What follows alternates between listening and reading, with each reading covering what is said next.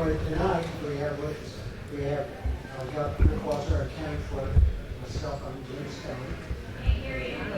Jake. Can you hear me? Yeah. Okay. Can you hear me all right now? Okay. Thanks, everybody, for coming. Anyway, tonight I have with me Rick Watson, county clerk, Jake Bradley, the Southside Commissioner, and Mark Larson, the Northside Commissioner. I'm Jim Stone, the Commissioner.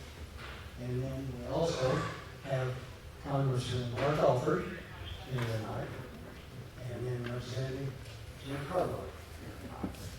And then on the other side, we have Chuck Paisley with Evergy. And louder, please. Okay, we have Chuck Paisley over on the left with Evergy. DNR person, I don't think has arrived yet. He's supposed to be here. So anyway, we'll go ahead and start. I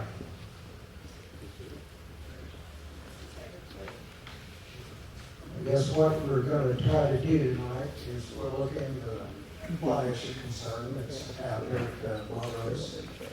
And anyway, with that being said, we'll go ahead and start with Chuck.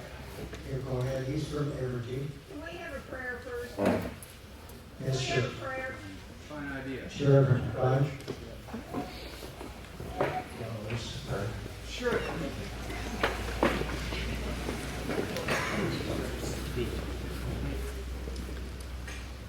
Dear Heavenly Father, bless everybody that's here tonight with all their concerns and all their questions. Dear Heavenly Father, let's pray for a good, calm night, and everybody goes home happy. Amen.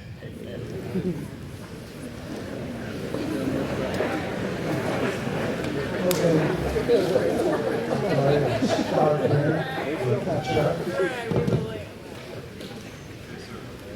All right, can you all hear me? Yeah.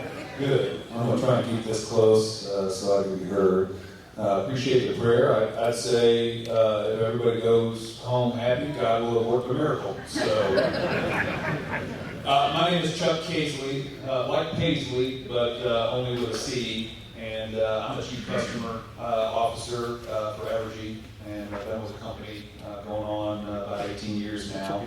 To my left here, I have Jared Morrison, who is our Director of Environmental Services, and the stunningly bald guy on the left here of me is John Britson, who runs all our power plants in the company's Vice President of Generation.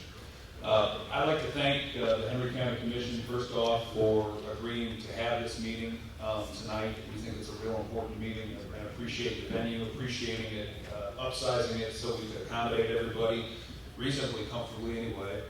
And also like to thank Representative Cabello and Representative Alford for being here this evening. Really appreciate the fact that they made the time to be here. And I do think Missouri Department of Natural Resources will be here at some point. He's here. He's here. Pardon? Oh, great. Wonderful. Appreciate them coming too as well. So I thought what I'd do is give you a little bit of a short history tonight, and then talk a little bit about our operations out of the Montrose facility, and then what we're hoping to get from you all. Really appreciate everybody coming out. There couldn't be anything more important than getting the facts in this case, understanding what's next, answering questions, and making sure that we work on this issue together going forward. So, short history first. We were made aware of the Tuesday last week commission meeting, Wednesday after supper sometime, and around that time we also were made aware of a pending lawsuit. A couple residents of Henry County at fault. Okay, you can't see me in the back, I'm gonna stand up, but see, I got this problem, which is I need my readers, so that means I'm gonna have to look down every once in a while just to make sure I'm getting you all the information. But if you all don't mind, then I don't mind standing up. So we were made aware last Wednesday evening of the Tuesday commission meeting and the conversation there, and then we also looked into and found the lawsuit that's been filed here in Henry County. Now, as a general rule, we don't comment on pending litigation, but this is a serious enough issue and the issue that's been raised that we don't want to stop that from having dialogue with the community, from being able to answer questions. So while the two are necessarily intertwined, we're not going to let the lawsuit stop us from having a conversation here this evening. Anytime somebody says that there are materials in a community that at certain levels could cause harm if there's exposure or prolonged exposure to them, that's something we take real seriously.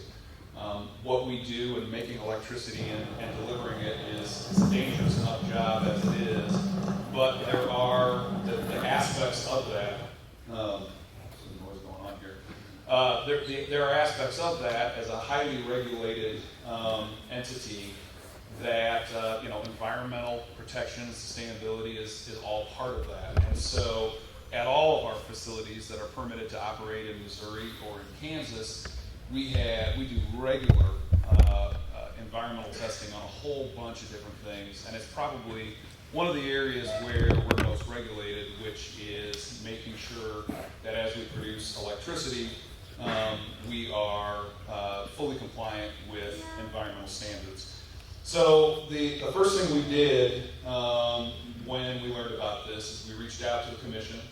The commission said that they would like to have a meeting, but they'd like to do it so other folks could attend. And so, it's Monday, so we got that done pretty quickly. Appreciate that. We also reached out to the school district. The school district, on advice of council, said they wanted to hold off on any meetings. So hopefully there's some members of the school district here tonight, whether it's board members or administration.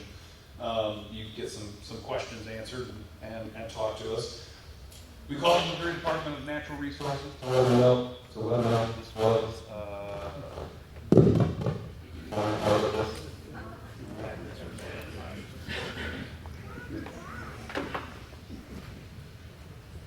All right, is that better? That's a lot better. All right.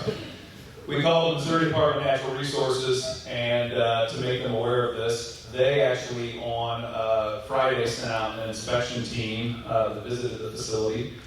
And then we contacted all of our state and federal regulators to make them aware of the situation, which kind of brings us to this evening and why we're here this evening. So, a couple things. First of all, we've got, I would say, 3 goals from our company's perspective. The first is we want to determine and we want to understand if there really is a problem in Henry County. What do I mean by that? I mean that we've got one test from a couple folks that are suing us. We don't know anything about that test at this point, or the tests that were conducted. We just got access to them late on Friday. Our environmental team and other folks are looking at them. But we want to look at those tests. We want to understand what's in it. We want to understand how it was done, when it was done, what might have impacted that. We want to understand what standards they're comparing to, how those compare to our tests. And then, more importantly, we think that it's probably wise that other testing is done, so we're not just relying on one test done at one point. We will be conducting more tests. We are excited and understand that the Missouri Department of Natural Resources will be conducting some additional testing. And we want to get a body of information to understand and to verify if there really is an issue. So that's the first thing we want to do. We want to make sure that not just one test, but that there's a body of tests that are done to help us understand what's really going on here and what the risk is in and around Henry County. The second thing that we would like to do is, if there are elevated levels, we would like to understand and we'd like to figure out what's causing that. Now, look, I get it. We run a facility at Montrose that disposes of and stores coal ash from making electricity. And we'll talk a little bit more about that later. But just because it's there, and just because people are aware it's there, doesn't mean that the high levels, if we confirm them, are coming from that facility. And in fact, we've got years of testing that we do on groundwater, that we do on the retention ponds. We've got dust mitigation, and we've got a whole bunch of other things that we do out there, the entire body of which says we're compliant and meet the state and federal guidelines for environmental standards. So it's a little bit confusing to us why this test would find these higher levels. So first confirm the test, then the big question is, where is this coming from? Now, it's real easy to say, and everybody has kind of concluded in social media already that it must be this particular site. But I would just like to tell you that of the 5 or 6 or 7 chemicals that they talk about, and the ones that are highest, that have the highest levels in them, they're found in a whole bunch of different things, many of which are common to the area. So for example, this area has a lot of strip mines. Strip mines frequently cause, in their runoff and just being close, higher alkalinity levels in soil.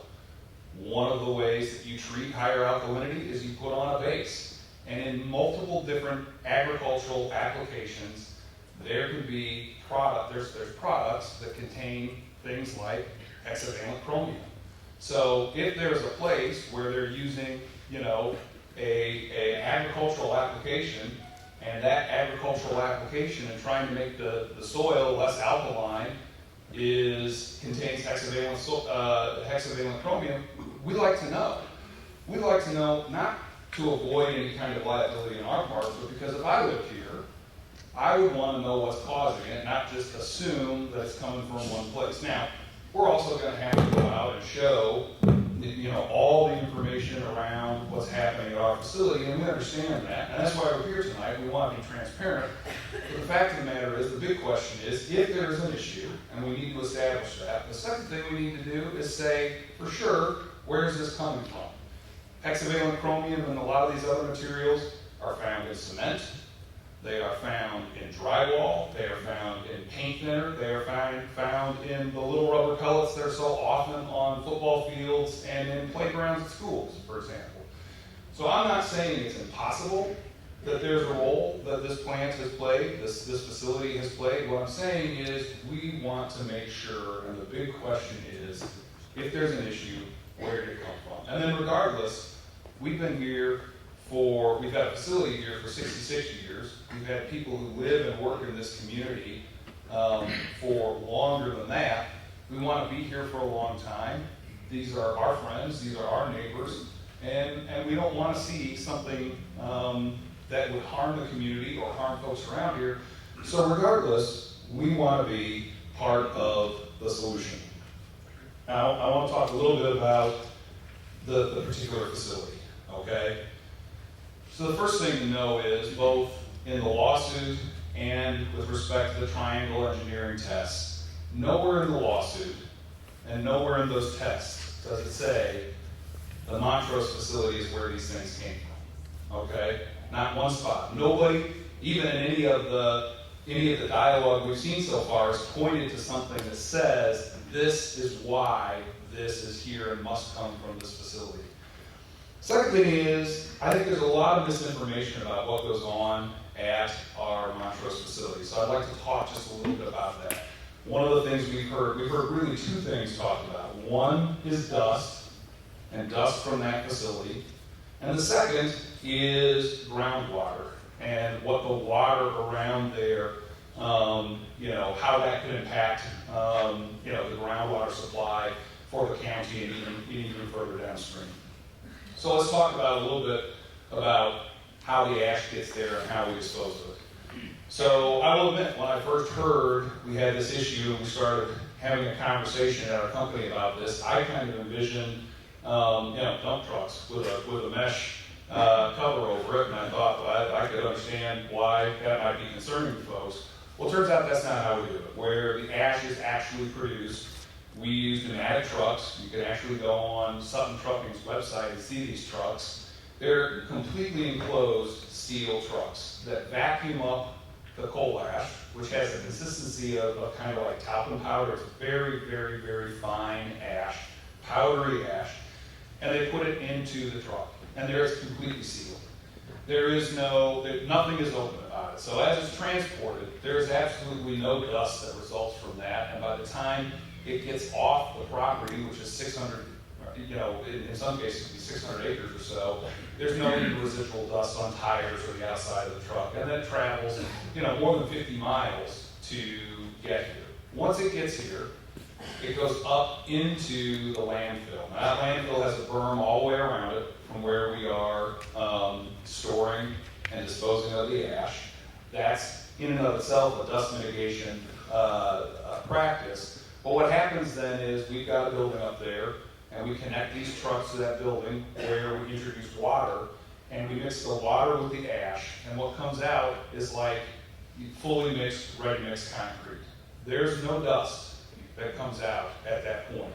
So the ash is put into the facility at a level much lower than the actual rim of the berm itself, and then it sits there and it essentially dries out. We dry it out, and then ultimately it's stored as a dry substance. Now, once you've introduced water, when it dries out, it resembles cement. You can drive on it, you can walk on it, there is no ash. In addition to that, we do have a couple of trucks at that facility that are water trucks. So before we bring in the trucks and bring it up inside the actual landfill itself, they water down the gravel and they water down the working area. As they're working, they continue to water it, and then they water as they leave. And again, that's to mitigate dust. Now, there is what we call a borrow area adjacent to it, not in it, and a ways away from the actual landfill itself. And what we do there is we take topsoil and we take clay, and once the section of the landfill reaches its maximum height, once it is dry, then what we do is we cover it with clay, we put topsoil on it, and that's so vegetation will grow on it and it'll keep it in place. Now, I will admit that where we dig up the dirt and where we dig up the clay, there is dust that results from that. But that's dust just like you get if you were disking or planting or doing any number of things in a agricultural setting. Happens all over this county. And what I would tell you is, I'm sure I haven't seen all the pictures, but we frequently will have somebody come and show us a picture and say, well, there's dust out there that day. And yeah, there was. We were digging up soil, we were digging up clay, and we were putting it on the top.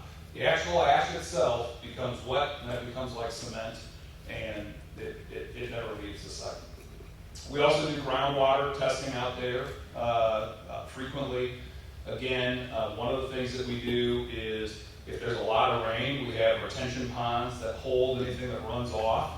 And once it's put into those retention ponds, it's held there sometimes 3, sometimes 6, sometimes more months. And then from there, once or so a year, once or twice a year, we do actually pump it in a permitted fashion into Lake Montrose, the Montrose Lake there. But before we do it, we have to test it. And if we see any of those materials that reach limits that would be out of compliance, we can't do it. And then we continue to test as we discharge. And that only happens maybe once, sometimes twice a year, depending on rain. What I'm trying to say is we have a very detailed process that goes into managing this facility. And we've got tests that repeatedly over the years show us to be in compliance with all the federal and state standards we have to meet in order to operate that. And we don't see near the levels of any of these materials in that testing that have been shown in some of the testing that was done by Triangle. So we're very interested to understand, just like you are, why this might be. We're very interested, like you are, to understand if that one test done at one time, and again, we're not through it all yet, but would expect to be in this next week or so, to see what that means. Now, just a couple other things that we want to talk about.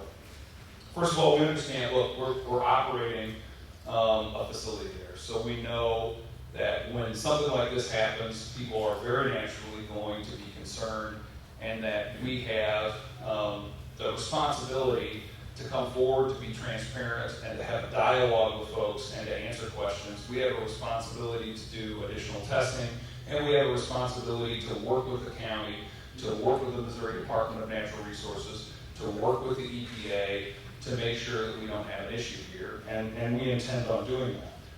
We just don't want to jump to the conclusion that there's this test, therefore it must be the Montrose facility, and just walk away and say, we've checked, the line and that's it. Because what if it isn't? What if there's something else? We want to get to the bottom of it. I would just say, kind of in conclusion, that we've been here for 7 decades with a facility, a large facility in this county. In Clinton, we still have a service center. We still have many employees down here. We've got miles and miles of line. We've got substations all over the place. We want to see this area successful. We only grow if this community grows, and we got folks, friends, neighbors who all live here. We're not an aimless, faceless entity that's hundreds or thousands of miles away. We all, to one extent or another, live within 50, 60, 70 miles of here. Many of us were talking on the way down. I've hunted down here. We've got folks who live in the community on Deepwater Creek with kids who go to the schools here, who are very familiar with both our practices in that facility and wouldn't be living on Deepwater Creek if they thought that the groundwater was contaminated. So for their sake, for the school's sake, for the community's sake, we want to work together and we want to do 3 things. We want to validate these tests, make sure we fully understand and have more than one data point. We want to make sure that if there are elevated issues or elevated material levels that could pose a threat, we understand where they're coming from. And then we want to be part of the solution because we want this community to thrive. So I know there's going to be a ton of different questions. There's all sorts of things that have been discussed online. There's all sorts of questions that would naturally come to mind when you're dealing with something like this. That's why we're here. That's why we appreciate everybody coming out tonight. And I think there's some other folks that probably want to make some remarks, but we'll stick around and look forward to the conversation and appreciate your time.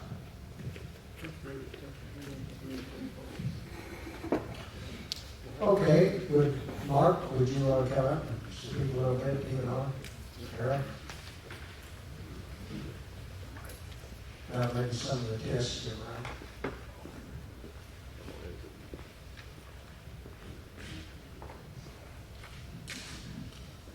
Good afternoon, good evening. I guess it is on. I'm Mike Carroll, Missouri Department of Natural Resources. I actually represent the Kansas City Regional Office, and so I'm here as a representative for the entire department on tonight. Primarily, we've kind of received the information pertaining to the lawsuit as well as the particular report that has been referenced on several occasions as well. As a result of that, we've been in constant dialogue with a variety of individuals, one being Evergy, and also we've talked to the school. On Saturday, we came down, we also did a batch of sampling, just to kind of add as a part of what we want to do in terms of being a part of the solution as well. I'm here primarily for information, pretty much like many of you are. But at the same time, I want to make sure that we let you all know that we are here and committed to actually being a part of working through whatever it is that is found or not found, so that we can come together and find equitable solutions for this community and ensure that you all are safe. That's pretty much what I have. Okay, thank you very much. All right, we'll go ahead with questions, and Mark Lawson, our Associate Commissioner, he's got some questions. We're going to start off with him, and hopefully he's got some of the questions some of the people are going to ask him. Thank you. I'm going to stand up because I've actually got not only some questions, but they're for all of you, but they're also for DNR. You had made the mention that there are, you guys can't hear me? No, sorry. You had made the mention that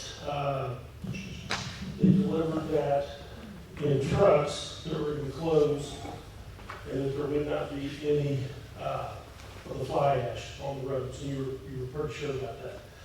So I guess my question is, I'd like for you, all of you, to look at these pictures and explain to me what this stuff is. And in saying that, my next question is going to be, since you're bringing all this down here, do you guys have a contract with somebody to sell that stuff? Are you having somebody use it? You do. No. I'm hearing your question. Yeah. So, yeah. So my question is, because you're bringing more of it down here, I mean, I get that Montrose had their own, that they had a pile there up. But you guys are shipping this in, from my understanding, is the Hawthorne plant, Lucene plant. I don't know if it's coming from any place else, but I guess I'm wondering, why are you bringing it here? Do you have a plan to either, I think it's Casey Fly Ash, to sell this to someone? Because that right there is fly ash on the roads. So my question is, to you guys, how to get there? Okay, so, well, that's really hot, Mike. So a couple things.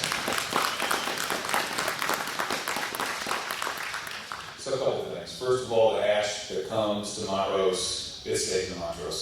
So there are, in some facilities and some companies, sell the ash because it's a part of making a lot of different products, everything from dry board to cement. Right. To, I mean, there's a whole bunch of different things that it gets added to.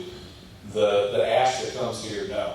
Once it's here, it doesn't leave. So we don't. One of the things we've seen online is that that it leaves the plant again. That's not the case. Once it's here, it stays here. That's the first thing. Second thing is. Can I stop you for just Sure. a second? You said it stays here.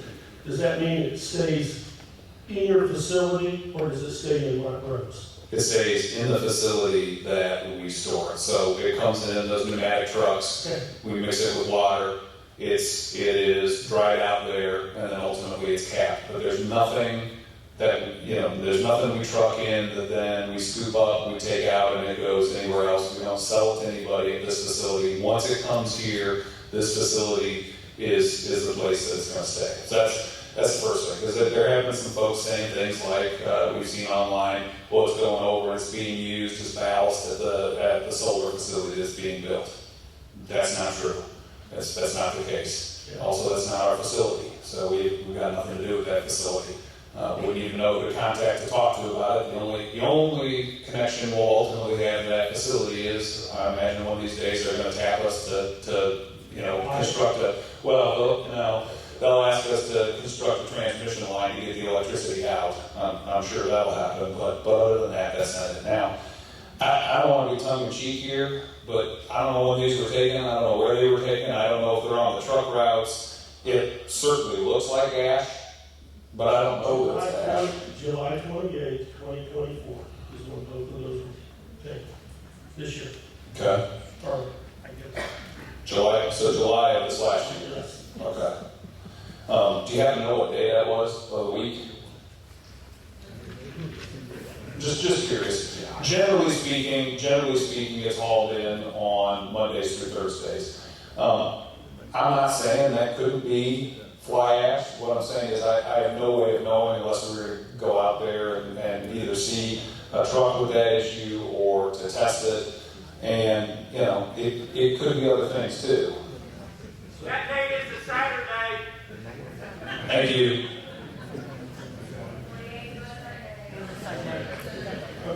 Saturday, Sunday. It could be. I'm not saying there aren't trucks, that don't ever go on Saturday or Sunday, but as a general rule, it's Monday through Thursday. And just so folks know, it's usually between about 15 and 20 trucks a day on those days. But I guess I've got a pretty long list here. Keep going. Everybody's here. We might as well. I'm going to ask a few of them, but I want people to be able to ask them too. I guess another one is when it's freezing, when it's below freezing, how do you guys water? How do you keep the dust down? Sorry, was below freezing? Yep. Okay. So again, the ash itself is in a container and it's mixed with water when it comes out. So ash doesn't, that doesn't produce dust. The places that produce the dust is the gravel roads in and out. Yep, I've seen that picture. I love to talk about this one. Okay. That's not dirt. Don't tell me that's dirt on top of the pile, because we were just out there, and I've been out there probably 3 times. The times that I was out there, it was dust, or the flash, excuse me, all the way down to the bottom. Magically, when all this comes up, now it's dirt probably 100 feet up the hill. So that was taken way before any of that dirt was applied, and you can see the ash, so floating in the air. I mean, I stood out there and got out of the truck and looked at it. You guys had a machine gun up on top. I don't know what stirred it, whatever. But whatever you were stirring was not wet. It was flying up in the air. So, I mean, which is it? Do you water it? Do you stir it? What's going on here? So a couple things. First of all, I'm not saying, that looks whiter than I would expect dirt to be. But when I came out here on Friday, I drove all around in my truck, and if you look at the outside of that, and it never got near the actual landfill, but if you look at the outside of that, it is caked in white. And that was dust that got kicked up and then subsequently got wet and it stuck to the sides. And what was from? From gravel roads. There are gravel roads all over this town.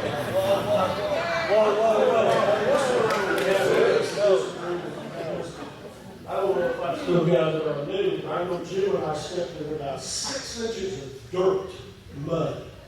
They're not gravel. You don't get the gravel if you get away from it and go down and come off the P highway. No, I understand, but the road that goes in there is gravel, and there's gravel up on the top, and if you're moving machinery around, it can kick up dust from gravel. Now, we do go through and we do water down, and we've got water trucks and spreaders out there right behind it.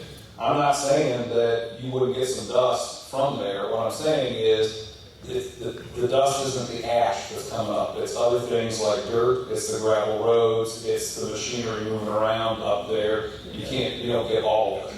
Okay. I'm going to take your responses at face value. I'm going to tell you, I'm not buying it, but I'm going to take it. But I understand. I really what you're saying. Everybody knows me. And I've said this 1,000 times to these people, I am not a politician. I don't care. All I care about is solving this problem along with these gentlemen right here. That's what we're looking to do. This is going on way too long. And everybody is going to turn and look the other way, and I said I'm not going to do it. So I'm going to answer to make steps. Not, your job, and I get it, your job is to come in here and tell all of us it's going to be okay. We're going to take care of this. And I really believe you probably think that. The question is, where have you been for the last 2 or 3 years? Because this is not just it happened last week kind of deal, I mean, and I'm going to address you. I understand you came out to the Davis School and took samples. Have you guys gotten any results from them? No? Okay. Can I ask you, my understanding is you guys took samples off the ground. Did anybody get on the roof? No, sir. You did not? Okay. If you look at the other samples that we've got, the results, it just makes sense. Dust is floating. If it lands on the ground and you've got kids and you've got traffic and you've got everything else going across that, you're going to dissipate it. I would recommend taking it off the roof in the gutter and see what you find. And my question is for both of you, excuse me, and probably more in your respect. You said that we test regularly. So if you test regularly, what do you call it regularly? How often? At least semi-annual groundwater. So 4 times a year. That's for groundwater. We also do daily visual observations of adjustment water. So you don't take any tests with the dirt or anything that's basically groundwater? Because I'm trying to figure out, you get these, it seems to me that with the seriousness of what's in this, you should be able to go back in a couple of days, you're checking stuff, and kind of take, we're good. 4 times a year with this kind of chemicals? I mean, and I don't know, maybe that's what DNR tells them, but if it is, DNR needs to change their way. Because that's all. I'm not telling you, I understand you work for the DNR. You have to do what they say. Now I'm going to come to you guys. Because honestly, Mark, this needs to be changed. If this is the way DNR operates, we might as well get rid of DNR and start over. Yeah.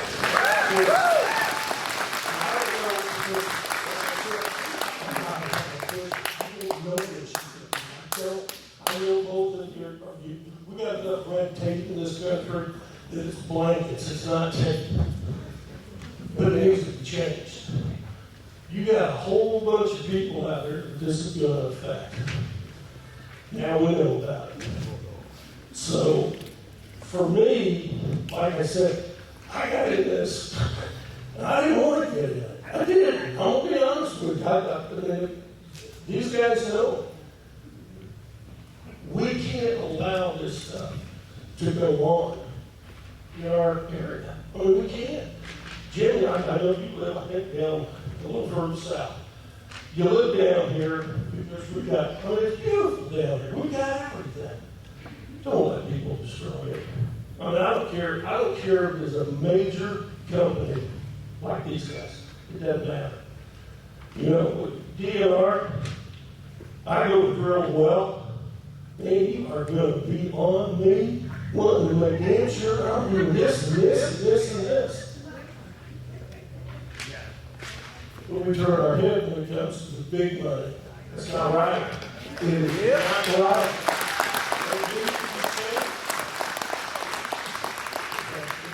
You seriously, I mean, like I told you, I don't know what you can do. I'd find out. I really would. Mark, hey, you asked about the water and the freezing, and we started talking about the gravel. Never went back to how they hose it down about when it's freezing. Oh, actually, that is a good question. I thought you guys had like big, you do it with trucks, or you do it with a big sprinkler type thing? We do it with trucks out there. So yeah, it's trucks with a tank on it and a spreader, water behind it. Where do you get your water?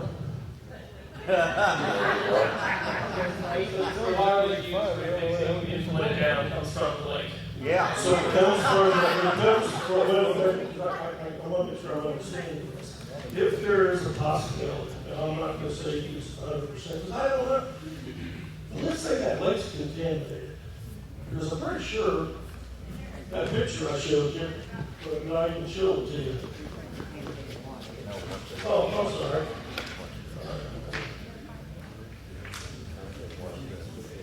Tell me what this is. Because if that's contamination in the water, are you taking contaminated water and putting it over the top of the contamination you've already got? Yeah, I can't say what this is. I can't. I mean, and I'm not a chemist, but I got a pretty good idea. Common sense tells me if you got your pile of stuff here and the wind's blowing, what's the light? I can't tell you what that is. It's sediment of some sort. Yes, it is. You know what it is? It's not settling. is dust on top of your water. Yes. Yes. I mean, I trust me, I get it, guys. I don't know if you know about this. This is all new to you. But I think your company needs to figure it out. Amen. Because it's not going to go away. I mean, it's not. If you know who's thinking about it, who's going? Everybody out here, I mean, I get it. You guys, some of these guys work for Evergy, make good money. You guys are good company. You really are. The problem lies, it's like anything else. You're only as good as the people that work for you, that do what they're supposed to do. I own a business. I know how hard that is. You got a problem. You got a serious problem. I don't know who you take it to, but somebody needs to do something about it. Well, we're willing to do, I mean, that's part of the reason we're here, is to talk to folks, and if there's particular testing that we think needs to get done, we can take a look at it. But most of these things, for example, the what looks to be ash on the road, I don't know that is ash. But if it is, then we need to investigate it, and we need to see how that might be, how that might have gotten there. Be very interested in understanding who took the pictures. We need to come out and we need to talk to the trucking company and the company that manages that facility for us. And we need to have a dialogue about that. And we will. That should have been done a long time ago. Well, I understand, but we do talk to them. And so, and with respect to this aerial picture, I mean, some of that looks like it could be an algae bloom. Some of it looks like it's sediment. Some of it could be wind or current driven. So we'll go take a look. I mean, I would agree with you. I've never seen an algae white. No, that doesn't look like algae. That could be algae right there, though. Sure. The white stuff. And the white, I don't care how much algae's in that pond. I could care less. I care about how much white's in that pond. That rest of it, hell, it's green, whatever. I don't know. Well, and presumably, in addition to caring what color it is and what it actually is, which we're willing to go take a look at, and that's part of why we're here, presumably you also care whether it had high levels of the materials that are causing concern here tonight. Let me ask you a question. If we test that and it comes back absolutely white, but then it doesn't have a concentration of the chemicals in it, then that might not be your issue, right? No, exactly. Okay. But my question is, who's testing it? Well, I mean, because if I'm the watchdog, like I told you, I own a business. If I'm the watchdog in my business, I pretty much get away with anything I want. And I'm not calling you guys crooked, but I'm just laying it out there. You work for a major $1 million, probably $1 billion company. I can make things go away pretty easy. Okay. I mean, I'm just, let's be real here. Because I have a hard time with DNR saying that the levels are here in August, come September, they're up here. so let me ask you a question, because I think you touched on something that's real important there, which is, if we test it, probably folks in this room not going to believe that if it comes back negative or not high levels, you might not believe that, right? Probably not. Okay. I've heard you talk about the Department of Natural Resources. I don't trust them, I'll tell you. Yep. Right? Yeah, you do. If you may be a private person, I probably believe you are, but the company you work for, the company you work for, I don't know you from Adam, but I don't trust either one of them. There's too many issues that have come up for the people that you work for that will wait. Aaron Brockovich. Take that. Yeah. Your guys' companies any good. And you also work for the federal government. And I mean, I realize the county government, but I don't trust government. So, but Commissioner Larson, that brings up back to your point. if you don't trust them and you don't trust us, Get third party. and, well, yeah, Get a third party. I agree, and you agree, would you, that the triangle test also has